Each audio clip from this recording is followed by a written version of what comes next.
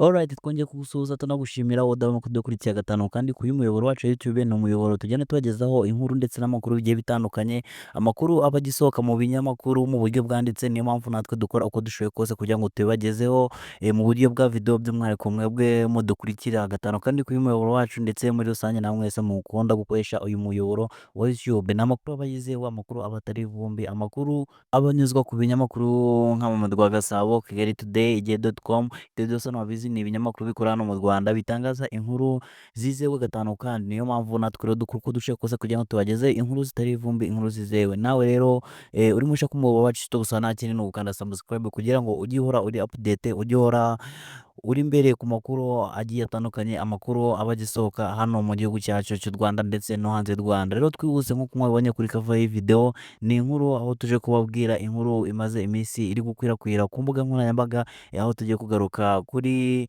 Kamikazi Dorcas. Turamuzi cyane, tumuzi hamwe na Ishimwe Vestina ariwe mukuru we, tubazi cyane cyane muri music cyangwa se mu murimo bakora wo gutangaza indirimbo. Ni abantu cyangwa se n'abakobwa nyarwanda bamamaye cyane mu bintu by'umuziki, aho tubazi cyane mu ndirimbo zigiye zitandukanye, aho baririmba indirimbo zo gutangaza ubutumwa bwiza cyangwa se indirimbo za gospel. Ni indirimbo z'Imana, ni indirimbo rero zikundwa n'abanyarwanda batari bake, ni indirimbo zikundwa n'abanyarwanda benshi, by'umwihariko bitewe n'ubutumwa ziba zitanga. Rero ni inkuru n'ubundi nk'uko twabivuze yari imaze iminsi ivugwa, aho ari uko n'ubundi bwaba bumaze iminsi bubaye cyangwa se bwabaye kuri tariki 5 z'uku kwezi kwa karindwi, hari kuwa gatandatu washize, aho ari ubukwe bwa mukuru w'uyu Kamikazi Dorcas, ubwo ndavuga Ishimwe Vestina. Ni ubukwe bwari bwiza cyane, twabugarutseho twababwiye byinshi bigiye bitandukanye byabubereyemo, aho twagiye tubona n'uyu mukobwa tugiye kugarukaho, by'umwihariko muri iyi nkuru yacu Kamikazi Dorcas, aho twamubonye cyane cyane mu bukwe, aho yari gukora imirimo igiye itandukanye, aho yambariye umugeni n'ibindi byinshi bigiye bitandukanye yagiye akora muri buriya bukwe, by'umwihariko kuko bwari ubukwe bwa mukuru we, niyo mpamvu yagiye abugaragaramo cyane. Inkuru tuje kugarukaho rero muri uyu mwanya ni inkuru, aho tugiye kuvuga byinshi cyane ku byerekeye amasomo cyangwa se n'amashuri y'uyu Kamikazi Dorcas, by'umwihariko ko nk'uko mwagiye mubibona cyangwa se nk'uko mwagiye mubimenyeshwa, muri uyu mwaka cyangwa se muri iyi minsi akaba ari gukora ikizamini cya leta gisoza amashuri yisumbuye, ubwo ni A level cyangwa se advanced level mu rurimi rw'icyongereza.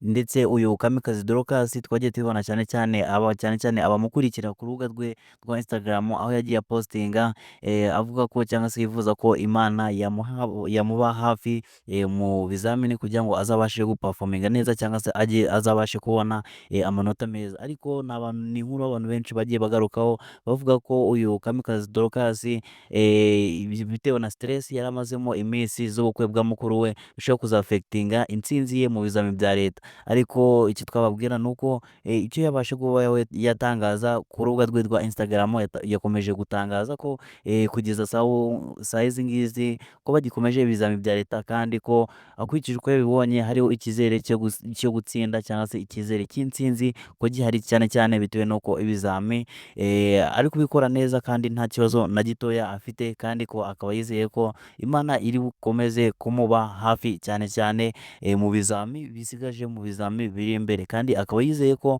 ubwo amanota azaba atangajwe, azagira amanota meza cyane azamwemerera kujya muri kaminuza zikomeye cyane, ndetse agakomeza agatera n'imbere. Rero ibyo ni ibintu we ubwo yabashe kuba yakwitangariza ku rubuga rwe rwa Instagram, ureke ba bandi bagiye batangaza inkuru z'ibihuha, inkuru zigiye zitandukanye, aho bagiye batangaza ko uyu Kamikazi Dorcas yabashe kuba yafatwa mu kizamini cya leta ari gukopera. Iyo ni inkuru y'ibihuha, ni inkuru iri gutangazwa n'abasikamu bari kugenda bashaka views.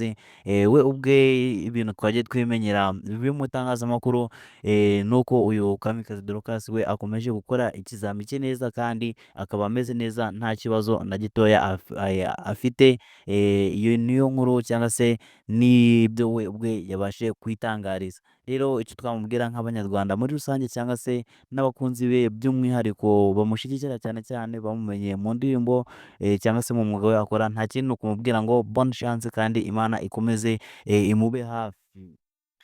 naho ubundi nta kindi twavuga usibye kuvuga ngo iriya nkuru muri bugende mubona igende ikwirakwira kuri YouTube ni inkuru z'abasikamu bari kugenda bakwirakwiza bashaka ama-views bavuga ko uyu Kamikazi Dorcas yafashwe mu cya leta, bari kugenda bavugaho ibintu bigiye bitandukanye ariko ni amakuru y'ibihuha, ni amakuru atari aya nyayo ari kugenda atangazwa bitewe n'uko hari abantu bari kugenda bashaka ama-views.